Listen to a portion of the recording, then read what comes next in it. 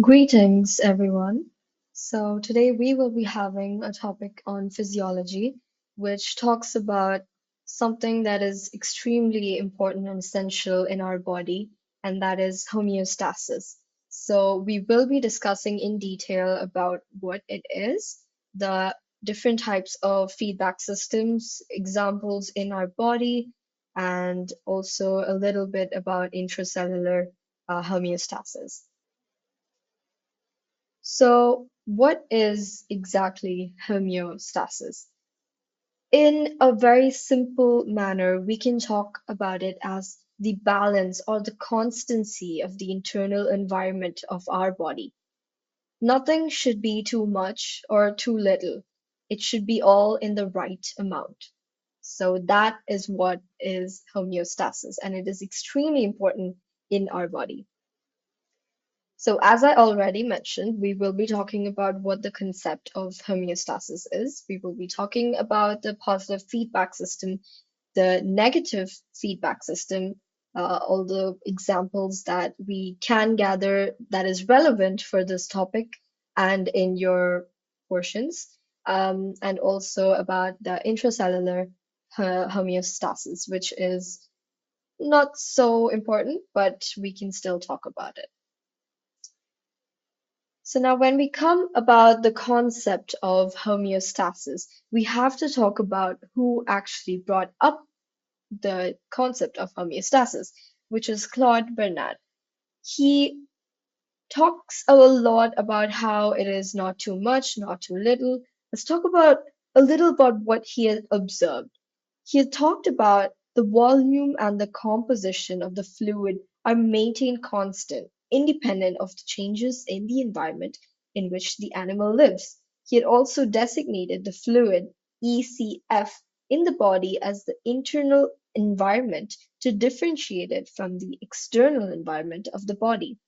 He suggested that the ability to regulate internal environment is the major reason for humans and animals to live a normal life in spite of changes and challenges imposed on them by the external environment.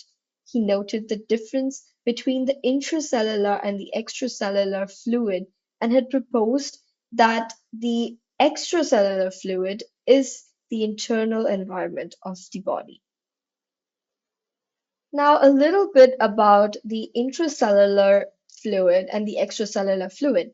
Now, in an electrolyte composition, the extracellular fluid roughly resembles that of seawater, which is rich in sodium and chloride and poor in potassium. But the intracellular fluid has actually more potassium and less sodium chloride.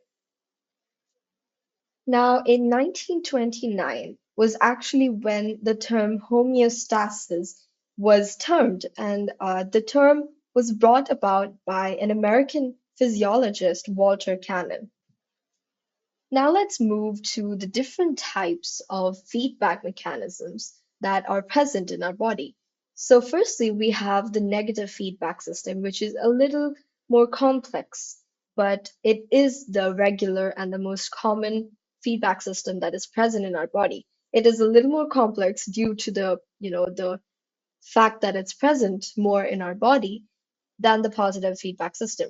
Personally, I am more interested in the positive feedback system, which is quite interesting to study about and something we can more relate to when it comes to actually learning about it, which is more fun, right? So let's move forward into the negative feedback system.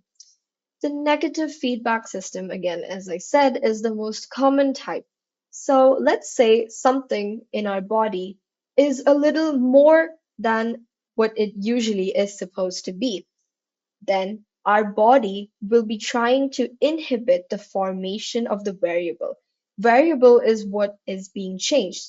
Whatever is being put more in our body is our variable. So if something is a little more than usual, then we will be having processes to inhibit the formation of that thing that got more than needed.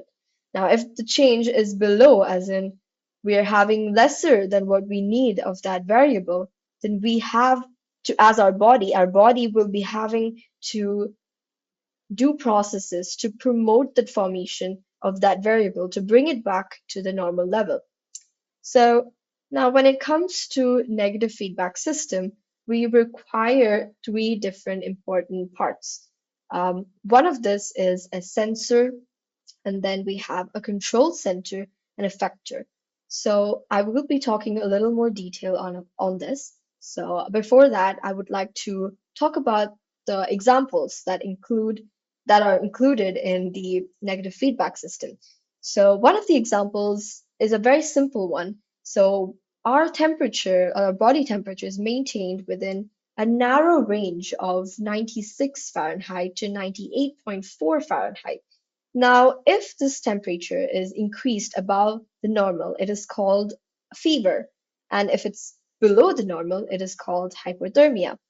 So now when the temperature is above the normal, we have to, as our body will have to activate controlling mechanisms to increase the heat loss through cutaneous vasodilation or sweating, something like that. And if it is hypothermia, the body will have to respond by decreasing heat loss by either shivering, by increasing heat production, by vasoconstriction, etc. Another example, which is very common, is our blood pressure regulation. So, as we all are aware of this, our systolic blood pressure is supposed to be constant between 100 and 140, but the diastolic pressure is supposed to be constant between 60 and 85. So, this is supposed to be kept in a very controlled way, but if there is a rise in pressure, it is called hypertension, and a fall in pressure is called hypotension. And this initiates many neural and humoral mechanisms to restore blood pressure. And we have a lot of ways for this, and it can be discussed further in another video. But and another example of a negative feedback system could be the regulation of hormone secretion. Well, this includes hormones like thyroxine, cortisol, etc. All of this is forming the basis of diagnosis of these hormonal disorders. This is exactly why the homeostasis is extremely important. Now, let's talk a little bit more about the parts of the negative feedback system, which I had already mentioned. Okay, so as we can see in this flow chart, we can talk about the disruption. That means something is wrong. Something is wrong in our body. So the first step is to get detected by a sensor. Now, this sensor actually contains receptors that monitor the change of the variable and provide sensory signals to the control center of the changes detected. Now, an example of this would be the carotid sinus or the aortic arch, which contain baroreceptors in their wall that detect the change in the pressure in their lumen. And now after this is being, identified, they send signals to the control centers that are located at the medullary cardiovascular centers. Now, this is just an example. It's not something you have to note as such, but obviously it's good to know. Um, After this, we can see that they're showing a minus sign. Now, what we're doing that is, I'll get to that a little later. After it's being detected by the sensor, I'd already talked about how it's going to the control center. Now, control center generally talks about how to generate an output signal. So a central nervous system is usually in the brain, as we all know. And an example for that is the centers for blood pressure regulation are located in the medulla or the hypothalamus. Um, so now after this, they are giving this output signal and it's going to the effector. Now the effector is the target organ that is going to carry out the command of the control center. So this is to achieve an effective response.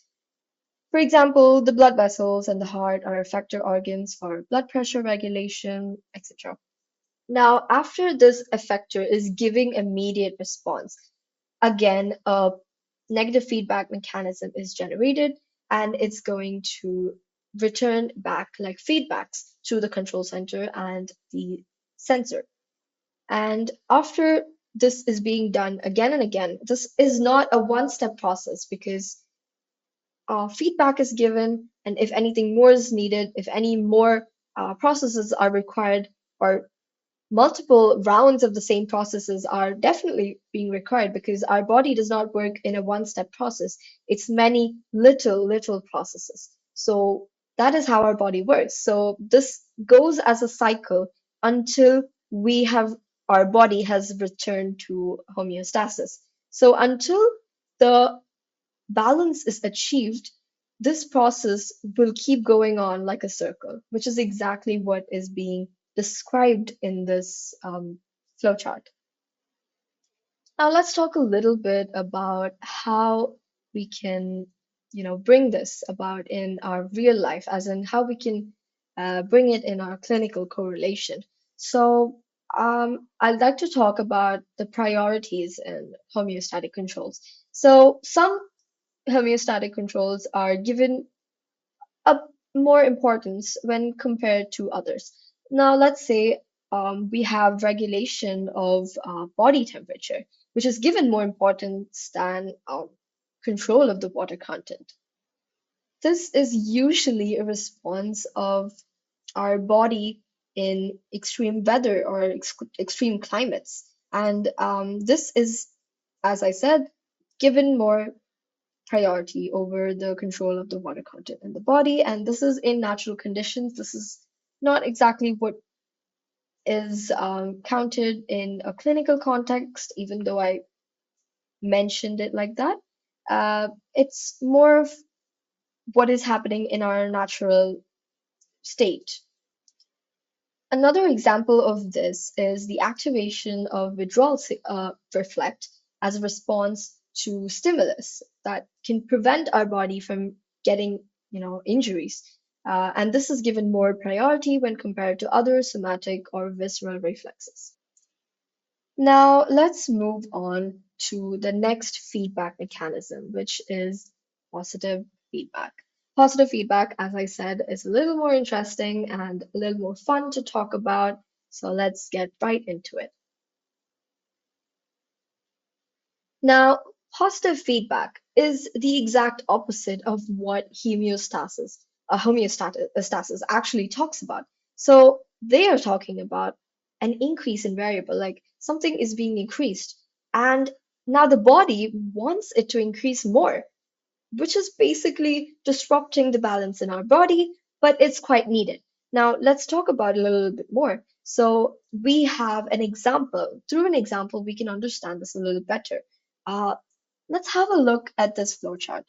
This flowchart is the example or the diagrammatic representation of the Hodgkin cycle. Now, the Hodgkin cycle is talking about the inactivation of the Na plus channels. So how does this work? The only way to remove this cycle is by the inactivation of the NABS challenge, which is terminating this whole process, which is the only way we can bring back homeostasis. But otherwise, let's talk about what actually happens. So the Hodgkin cycle, it talks about the sodium influx that causes the upstroke or a depolarization of a nerve or muscle action potential, and it opens a few set of sodium channel, which provides a positive feedback for opening other sodium channels that results in a massive sodium influx, which causes depolarization. So as we can see in this flowchart, we can see that how opening some of these Na plus channels will give a positive feedback, which causes more of these Na plus channels to keep opening again and again. A lot of them open, and this causes an upstroke. And an upstroke actually causes a threshold depolarization, which causes more Na plus channels to open, and this goes on as a cycle. And the only way to terminate the process is either by self-termination, which is the inactivation of the Na plus channels. And another way of terminating processes like these, which come under the positive feedback, is when a stimulus itself is withdrawn. Another example of a positive feedback is the LH surge. The LH surge is this is the increasing, the luteinizing hormone that the secretion that leads to ovulation. Normally, estrogen inhibits LH secretion, but before ovulation, the estrogen provides a positive feedback to the LH secretion, which results in the LH surge, which is very much important for ovulation, which causes the egg to be released. We also have parturition reflex initiated by oxytocin, and towards term, when the head of the matured fetus presses on the uterine cervix, the cervical distension sends a signal, a sort of signal to the posterior pituitary to release oxytocin. Now, oxytocin actually increases the excitability of the myometrium and causes uterine contractions. These contractions of the uterus further pushes the fetus onto the cervix. Now, when the fetus is pushed onto the cervix, as we saw earlier, the it will cause cervical distension, and this will further increase the oxytocin release, and it promotes more uterine contractions, stronger ones, and this cycle will continue until the baby is delivered, which is when the stimulus is withdrawn itself. Now let's talk about the organ of our body that loves balance. Your kidney loves balance. Now, this is one of the most important organs for homeostasis, and this is extremely important for many physiological variables such as regulation of blood volume, blood pressure, pH balance, electrolyte composition of the body fluids, and osmolarity of the fluid compartments. And finally, let's go a little bit about common health challenges. There's not much to speak about this because a lot, if not most, if not all, of health problems are either caused due to too much of something or too less of something. And this balance is simply what keeps us alive, which is exactly why homeostasis is one of the most important features of the human body that sustains us as one of the most exceptional creatures that exist. So thank you for listening to this video. I hope this helps you in your physiology journey. This is the first step towards, being aware of what physiology is, and hopefully this helps you. Thank you so much. See you later. Bye.